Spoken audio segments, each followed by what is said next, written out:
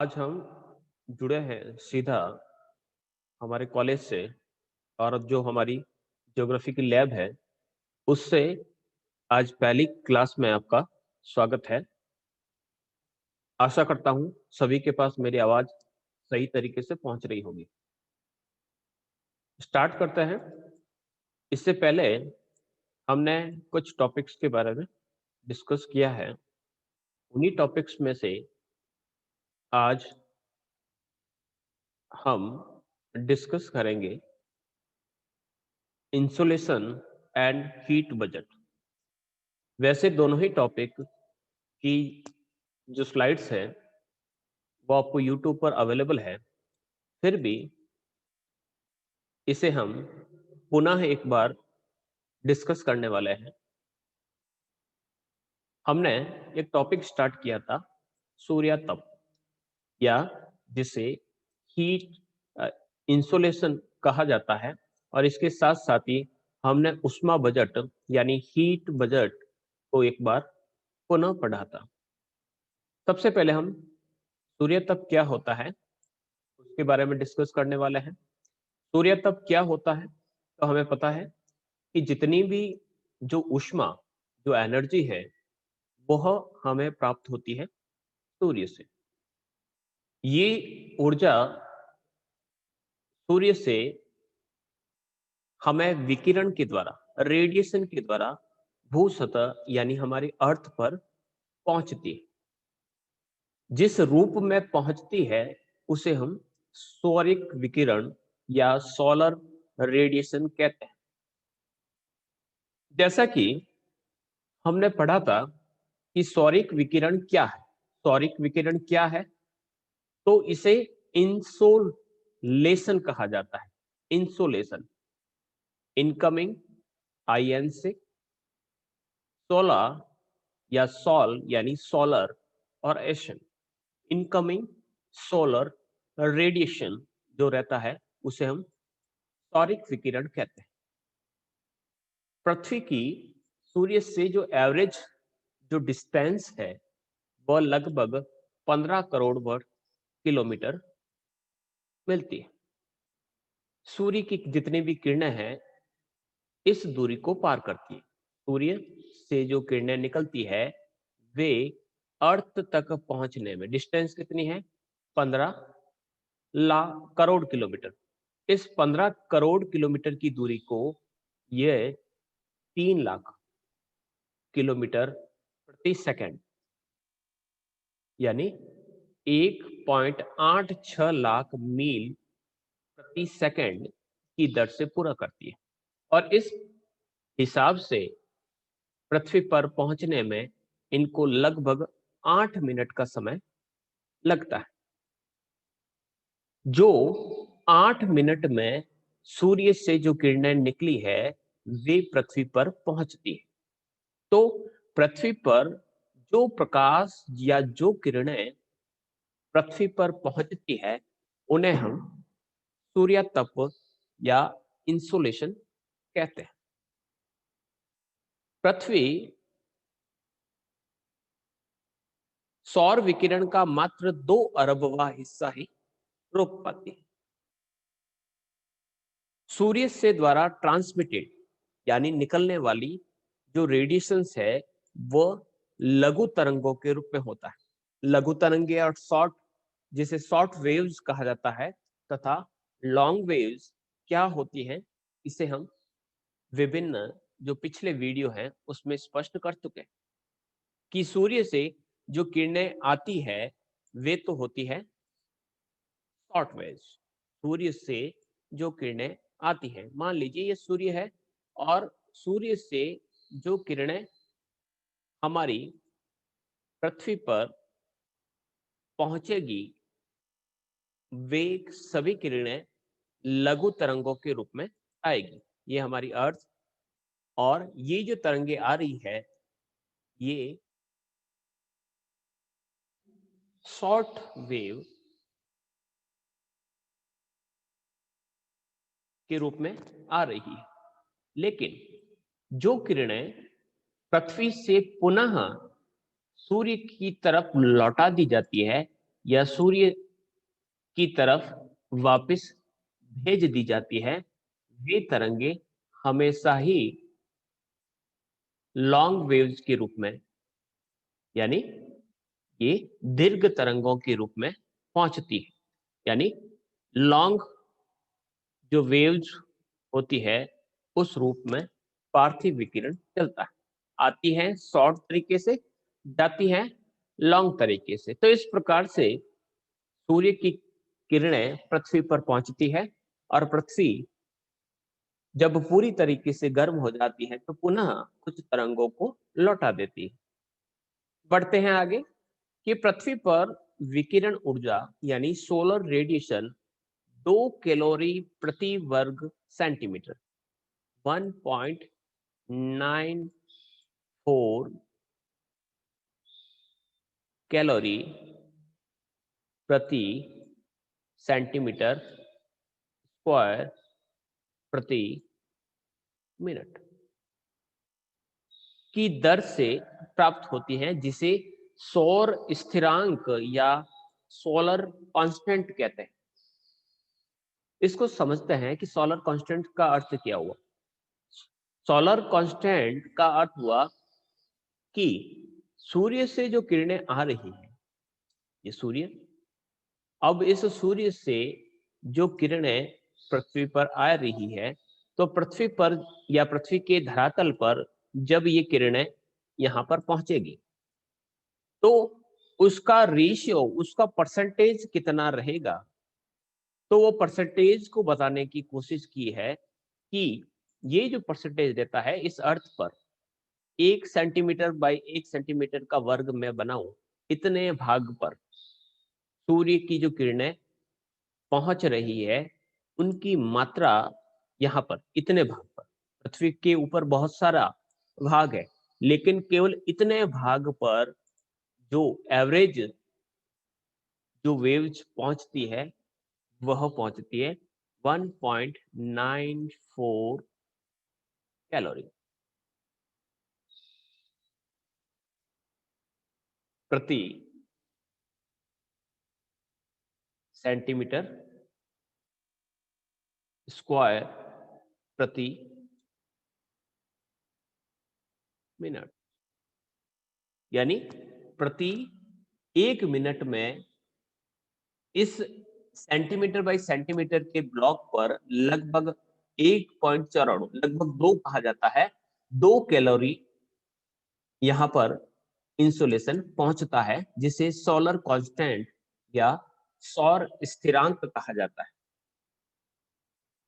आगे बढ़ते हैं कि सूर्य से जो निकलने वाली जो ऊर्जा है, जो ऊर्जा सूर्य से निकली है उसका केवल 51% भाग, 51% जो भाग है वह प्रत्यक्ष या अप्रत्यक्ष रूप से पृथ्वी पर पहुंचता है। 51 को भी हमने कन्वर्ट किया था इस प्रकार से कि विसरित दीवा प्रकाश के रूप में, डे लाइट डिफ्यूज के रूप में 17%, और डायरेक्टली जो अर्थ के पास पहुंचती है वह 34%, इक्वल टू ये हो जाएगा आपका 51। तो 51% जो है अर्थ के पास पहुंचता है प्रत्यक्ष रूप से डायरेक्टली, अप्रत्यक्ष रूप से 17%।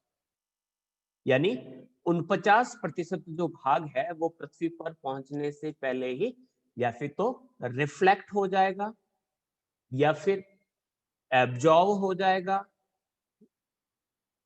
या फिर स्कैटर्ड हो जाएगा।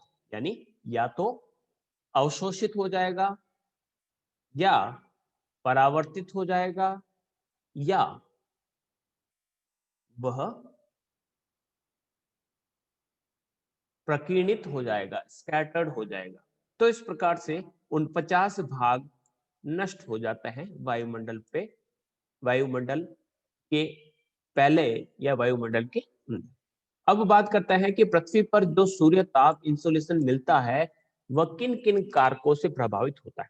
कि सूरज से जो रोशनी निकली और अर्थ पर पहुंच रही है तो उसके बीच में उसे कई परतों को पार करना पड़ता है।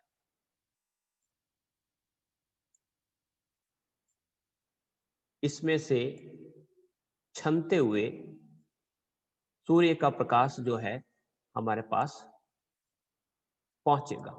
ये जो लाइन है, ये मैं कह रहा हूं, ये है वायुमंडल। अब वायुमंडल में से छन कर ये हमारे पास पहुंचेगी। बीच में कई स्टॉपेज, कई रुकावटें हैं, तो सीधी तरीके से हमारे पृथ्वी पर सूर्य की किरणों को ये नहीं आने दे रही। बीच में ओजोन है, नष्ट कर रही है, सूर्य की किरणों का यूज कर रही है। बीच में धूल के कण हैं जो उसे सोख भी ले रहे हैं तथा उसे बिखेर भी रहे हैं। बीच में बादल है जो उसे सोख रहे हैं, वापस रिफ्लेक्ट भी कर रहे हैं। तो कई ऐसे तत्व है, बीच में जल वाष्प है जो इस सोलर रेडिएशन को सोख रही है, तो आसानी से पृथ्वी पर नहीं आने देती। तो कई दूसरे कारक है, जैसे कि सूर्य की किरणों का झुकाव। सूर्य की किरणें अगर सीधी है, यहां पर देखिएगा सीधी जा रही है, तो इसे हम कहेंगे सन्स वर्टिकल रे। ऐसी स्थिति में हमें इंसोलेशन ज्यादा मिलेगी। अगर सन की रे अगर इस प्रकार से तिरछी है तो सूर्य का प्रकाश कम मिलेगा। अब सीधी कहां पर रहती है सूर्य की किरणें? भूमध्य रेखा पर सीधी रहती है। ऐसी स्थिति में यहां पर भूमध्य रेखीय क्षेत्रों में इंसुलेशन ज्यादा मिलेगा। वहीं दूसरी तरफ जब हम ध्रुवों की बात करते हैं, दोनों ही ध्रुव, तो वहां पर सूर्य की किरणें तिरछी जा रही है। ऐसी स्थिति में क्या होगा कि वहां पर इंसुलेशन कम मिलेगा। इसी प्रकार से दिन की लंबाई एवं धूप की अवधि, दिन की लंबाई और धूप की अवधि, जैसे दिन रहेगा तभी धूप रहेगी। तो दिन कितना लंबा है?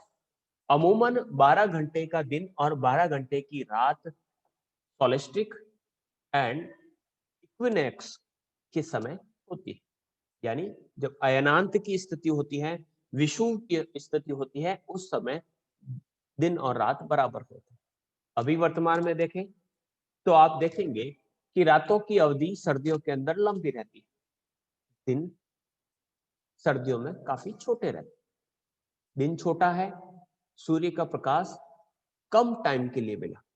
दिन बड़ा है, सूर्य का प्रकाश ज्यादा मिला, तो इंसोलेशन जो है वो प्रभावित होता है। फिर है वायुमंडल की पारगम्यता।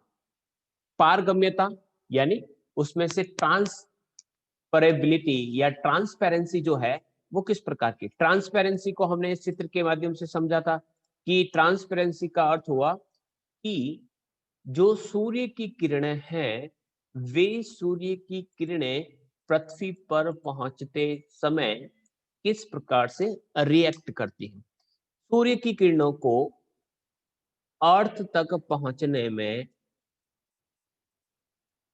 एटमॉस्फेयर को पार करना। अब एटमॉस्फेयर में बहुत सारे तत्व हैं, जैसे कि हमारे वायुमंडल में डस्ट है, हमारे वायुमंडल में एरोसॉल्स है, हमारे वायुमंडल में वाटर वेपर्स है, ओस की बूंदे, जल वाष्प है, यहां पर क्लाउड्स। तो ये प्रभावित करते हैं, किसे प्रभावित करते हैं? इंसुलेशन को। कैसे प्रभावित करते हैं? तो यहां पर कई क्रियाएं घटित होती, यहां से डस्ट से टकराकर इंसुलेशन वापस लौट जाता है, रिफ्लेक्ट हो जाता है। एरोसॉल्स भी इसे रिफ्लेक्ट कर लेते हैं। वाटर वेपर्स जो होते हैं वह इसे एब्जॉर्ब कर लेते हैं, अवशोषित कर लेते हैं, खा लेते हैं, सोख लेते हैं। क्लाउड्स रिफ्लेक्ट भी करते हैं, स्कैटर्ड भी करते हैं। एरोसॉल्स डस्ट पार्टिकल्स स्कैटर्ड करते हैं। स्कैटर्ड किस प्रकार से होता है इसको समझते हैं। तीनों ही प्रोसेस को मैंने बताया था, पुनः समझिए। सूर्य का प्रकाश, यहाँ पर एक दीवार बनाता हूं मैं, और इस दीवार पर किस प्रकार की स्थिति, मान लीजिए ये कोई रुकावट है। अब इस रुकावट पर सूर्य का प्रकाश आ रहा है, पहली स्थिति में आ रहा है, लेकिन दीवार ने इसे टकराकर वापस भेज दिया, यानी परावर्तन हुआ, रिफ्लेक्शन हुआ। सूर्य का प्रकाश इसके अंदर से आया और इसको पार कर गया, यानी ट्रांसमिटेड हो गया, यानी इससे पार कर गया। सूर्य का प्रकाश यहां पर गिरा और गिरने के बाद इसने दीवार ने इस सूर्य के प्रकाश को इस प्रकार से बिखेर दिया, यानी प्रकीर्णन हुआ। फिर एक और स्थिति कि सूर्य का प्रकाश इस दीवार पर आया और इस दीवार ने उसे कंज्यूम कर लिया, इस दीवार ने इसको कंज्यूम कर दिया, यही रोक दिया। तो तीनों ही स्थितियों को अगर देखें तो क्या फर्क होता है? पहली स्थिति में क्या हुआ? परावर्तन हुआ, इसे कहते हैं रिफ्लेक्शन, या इसे कहते हैं परावर्तन। वापिस चली गई, ठीक है। यहां पर हो रहा है पारगम्य, या इसे हम कह सकते हैं यहां पर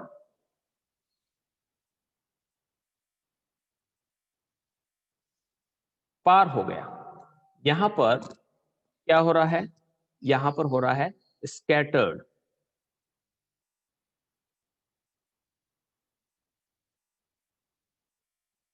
स्कैटर्ड का अर्थ होता है प्रकीर्णन, और यहां पर न तो वापस भेजा गया, न बिखरा गया, सोख लिया गया, इसे कहते हैं अवशोषण। अवशोषण, या इसे कहेंगे एब्जॉर्ब कर दिया गया। तो इस प्रकार की जो प्रक्रियाएं होती है वह इंसोलेशन को प्रभावित करती है। फिर है सूर्य से पृथ्वी की दूरी। अब सूर्य से पृथ्वी की दूरी सबसे अधिकतम रहती है जुलाई में और सबसे न्यूनतम दूरी रहती है जनवरी में, जिसे हम एपिलियन एंड पेरिहेलियन की स्थिति कहते हैं। पेरिहेलियन की स्थिति अभी 2 जनवरी को घटित हुई। 2 जनवरी के दिन सूर्य पृथ्वी के बहुत निकट था। सूर्य अर्थ के काफी निकट था। निकट था यानी इसे कहेंगे आपके पेरिहेलियन। दूर था जिसे कहेंगे एपिलियन। तो इस प्रकार की स्थिति में जब सूर्य पृथ्वी के बहुत निकट होता है, इस स्थिति में सोलर रेडिएशन या इंसोलेशन ज्यादा मिलता है। फिर है सन स्पॉट्स। अब सन स्पॉट अगर ज्यादा होंगे तो पराबैंगनी किरणों का निर्माण अधिक होगा, और ऐसी स्थिति में हमारे ऊपर या हमारी जो पृथ्वी है वहां पर इंसोलेशन अधिक प्राप्त होगा। तो इस प्रकार से सौर कलंक 11 वर्ष की एक अवधि होती है जिसमें सौर कलंक बनते हैं और वापस सही हो जाते हैं। ऐसी स्थिति में इंसोलेशन ज्यादा मिलेगा। फिर है जल एवं स्थल का स्वभाव, कि इंसोलेशन किस प्रकार का रहता है। हमने पढ़ा कि जो सूर्य से किरणें आती है उस सूर्य की किरणों का क्या नेचर रहता है, कि लगभग अर्थ के ऊपर, ये मैं बना देता हूं कि मान लीजिए ये अर्थ है और ये है वाटर। सूर्य की जो किरणें हैं वह इस भूमि मिट्टी वाले क्षेत्र में कहा जाता है कि लगभग 3 से 6 फीट की गहराई तक पहुंच जाती है। अगर स्ट्रक्चर होगा तो 3 से 6 फीट की डेप्थ तक इंसोलेशन पहुंच जाता है। लेकिन जब बात करें वाटर बॉडी। तो वाटर बॉडीज में इंसोलेशन लगभग 66 या रफली हम कहें तो 66 या 60 फीट तक पहुंच जाता है। इसलिए इसको पानी को गर्म करने में ज्यादा समय लगता है। इसलिए पानी जो है वह गर्म भी देरी से होता है और ठंडा भी देरी से होता है। पृथ्वी जल्दी गर्म हो जाती है और जल्दी ही ठंडी होती है। तो इंसोलेशन ज्यादा रिसीव या ज्यादा कहां पर इसको देखने को मिलेगा आपको? जो स्थल भाग है, जो लैंड एरिया है, वहां पर आपको ज्यादा प्रभाव इंसुलेशन का देखने को मिलेगा। तो इस प्रकार से ये तो थे। फिर है भूमि का ढाल।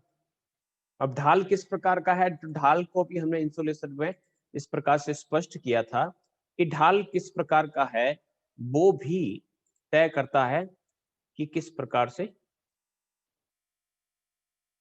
इंसुलेशन मिलेगा। देखिएगा कि सूर्य की किरणें, सूर्य यहां से सूर्य की किरणें सीधी जा रही है, लेकिन सूर्य की किरणें इस इलाके में सीधी नहीं पहुंच पाएगी क्योंकि सूर्य के बीच में यहां पर रुकावट है। रुकावट कौन सी है? यहां पर सूर्य इधर से है, तो सूर्य के सामने वाला जो ढाल है वहां पर तो आपको इंसुलेशन ज्यादा मिलेगा, लेकिन उसका जो पीछे वाला जो भाग है वहां पर आपको इंसुलेशन ज्यादा, या फिर कह सकते हैं कि हमें इंसुलेशन वहां पर कम देखने को मिलेगा। तो इस प्रकार से हमें इंसुलेशन के बारे में जानकारी मिलती है विभिन्न सोर्सेस के माध्यम से। बढ़ते हैं आगे। तो ये थे प्रभावित करने वाले कारक।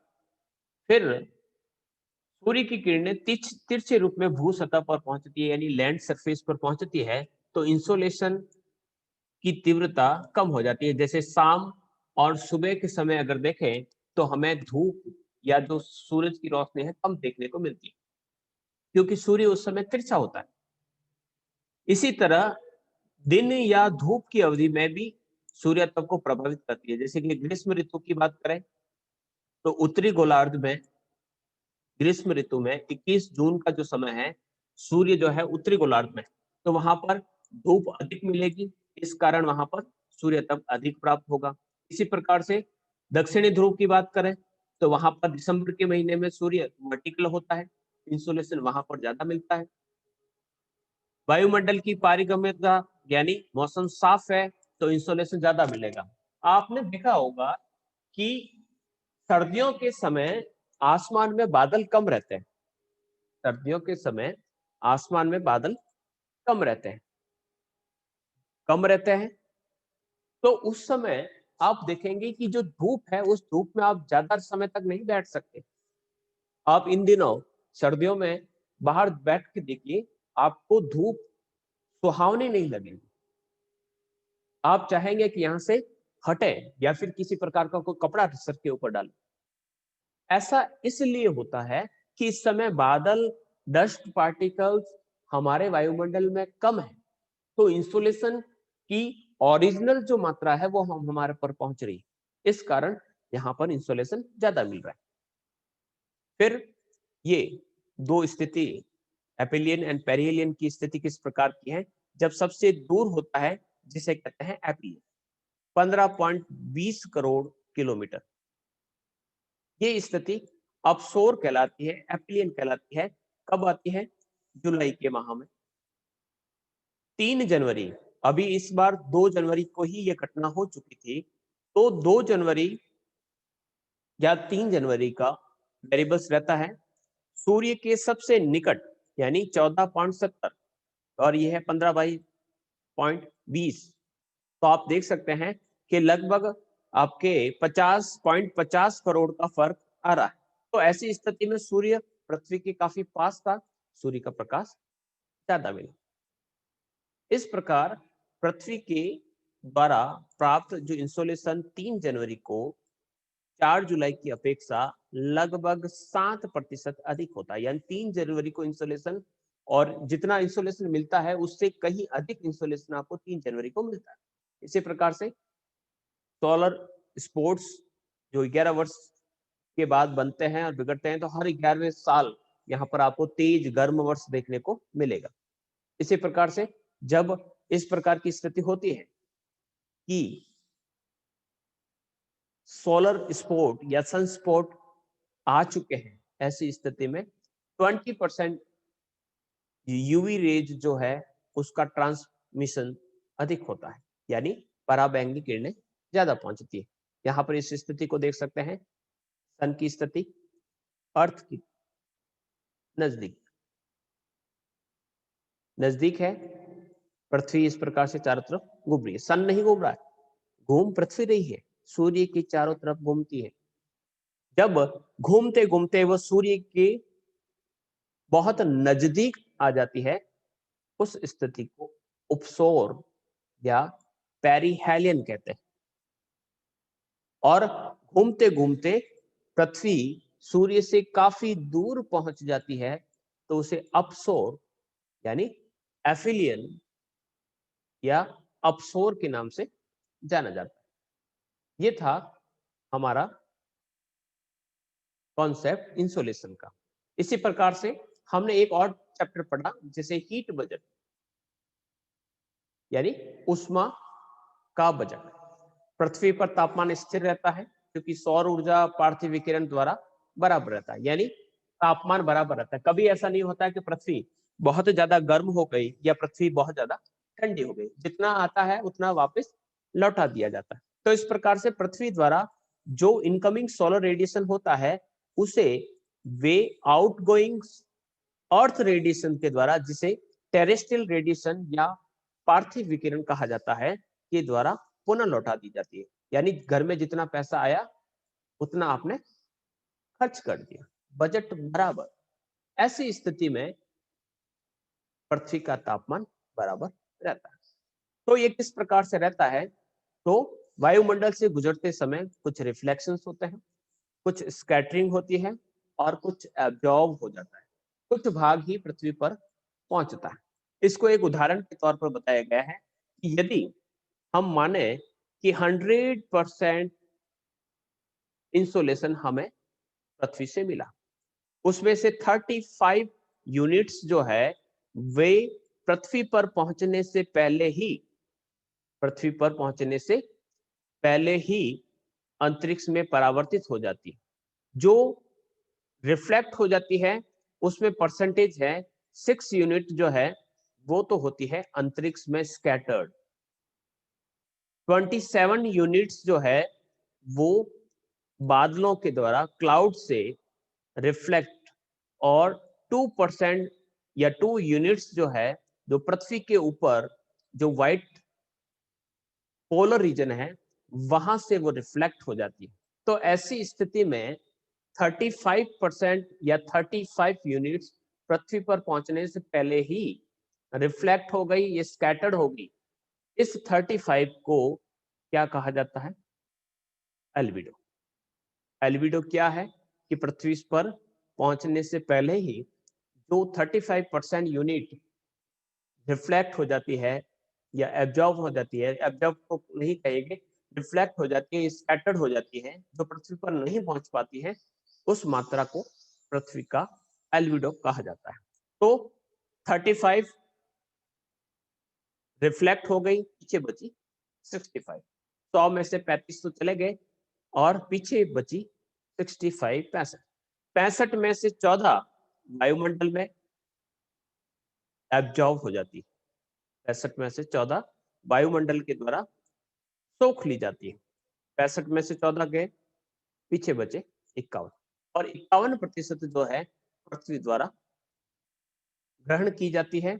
और पृथ्वी द्वारा जो 51 यूनिट जो ग्रहण की जाती है वे टेरेस्ट्रियल रेडिएशन के द्वारा, पार्थिव विकिरण जो अभी हमने समझा था, के द्वारा पृथ्वी को वापस सूर्य की तरफ लौटा दी जाती है। अब ये लौटने की प्रक्रिया किस प्रकार से रहती है कि उसमें से 17 17 यूनिट डायरेक्ट रिफ्लेक्ट हो जाती है अंतरिक्ष में, 34 यूनिट वायुमंडल में एब्जॉर्ब होती है। 17 और 34 हो गई 51। अब ये जो 34 है उसका भी हिसाब इस प्रकार से दिया गया कि इसमें से 6 यूनिट वायुमंडल, 9 यूनिट कंडेंसेशन बारिश कराने के काम में आ जाता है, सॉरी जो भाप बनाने की जो प्रक्रिया संवहन होती है कन्वेक्शन, उसमें यूज होता है। 19 यूनिट्स कंडेंसेशन यानी बादलों से जो बारिश होती है और बारिश के बाद जो भाप में जो ऊष्मा थी उसके रूप में खर्च हो जाती है। तो वायुमंडल द्वारा कुल 48 यूनिट का अवशोषण होता है। 48 यूनिट्स में से 14 तो डायरेक्ट वायुमंडल में पहले ही आते समय मिल गई थी, और जो 34 जो है वे वायुमंडल को वापस टेरेस्ट्रियल रेडिएशन के रूप में भेजी गई। जो 34 और 14 टोटल हो गए 48। 48 हमारा वायुमंडल एब्जॉर्ब कर लेता है, एक आते समय और एक रेडिएशन के जाते समय। तो इस प्रकार से बजट लगातार बना रहता है। पृथ्वी के धरातल तथा वायुमंडल से अंतरिक्ष में वापस लौटने वाला जो विकिरण है वह है 17।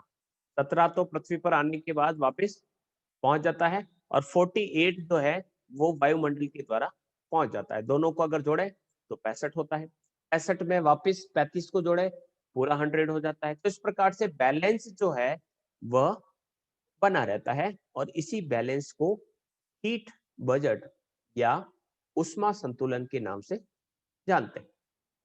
इसी कारण पृथ्वी न तो ज्यादा गर्म होती है और न ही ज्यादा ठंडी। इस चित्र के माध्यम से इसी चीज को आप समझेंगे। उष्मा बजट किस प्रकार से, सूर्य से 100 यूनिट आई, 35 पहले से ही चली गई, प्रकीर्णन द्वारा 6, परावर्तन यानी रिफ्लेक्शन द्वारा, बादलों द्वारा रिफ्लेक्शन 27 और हिम क्षेत्रों द्वारा रिफ्लेक्शन 2, तीनों मिलाकर हो जाते हैं 35। पीछे कितनी बची 65।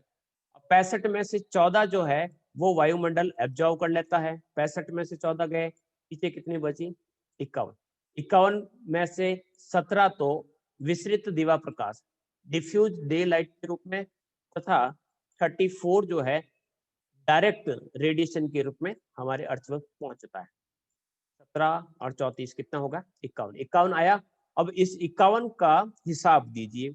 तो पृथ्वी कहती है कि मैंने 19 यूनिट तो खर्च कर दी बारिश कराने में, 9 यूनिट खर्च कर ली मैंने भाप बनाने में, और बाकी की जो थी मैंने रिफ्लेक्ट कर दी। रिफ्लेक्ट 17 अंतरिक्ष में कर दी, और 23 कह सकते हैं इस प्रकार से रिफ्लेक्ट कर दी। 23, 6 और 17। तो इस प्रकार से रिफ्लेक्शन जो है या पार्थिव जो विकिरण के रूप में है, पृथ्वी ने पूरी की पूरी 51 यूनिट को खर्च कर दिया। तो वायुमंडल का बजट इनकमिंग जो एनर्जी थी 48 किस प्रकार से 14% तो मिला उसे सोलर रेडिएशन से आते समय, और 34% मिला वापस जाते समय। बीच में तो वायुमंडल था ही। अब वायुमंडल से कितना आउटपुट हुआ 48, वायुमंडल में एब्जॉर्ब हुआ 14%, प्रभावी विकिरण के रूप में 6, विक्षोभ यानी डिस्टरबेंस या टर्बुलेंस के रूप में 9, और कंडेंसेशन के रूप में 19। पृथ्वी का बजट क्या है, इनकमिंग कितनी आई 51%, 51 आई और 51 यानी बराबर, जितनी आई उतनी गई, तो बैलेंस है। तो डिफ्यूज डे लाइट के रूप में मिला 17%, डायरेक्टली मिला 34%, कितना हुआ इनकमिंग 17 और 34 51। आउटगोइंग किस प्रकार से हुआ, तो जो 51 मिला उसको 9 तो खर्च कर दिए कन्वेक्शन में, 19 बारिश कराने में संघनन की प्रक्रिया या कंडेंसेशन में, और 23 इसके द्वारा रिफ्लेक्ट कर दी गई। तो इस प्रकार से ये आपका हीट बजट और उसके विभिन्न रूप। नेक्स्ट है तापमान को नियंत्रित करने वाले कारक, तो इसका अगर वीडियो बनेगा तो मैं आपको वीडियो प्रस्तुत करूंगा।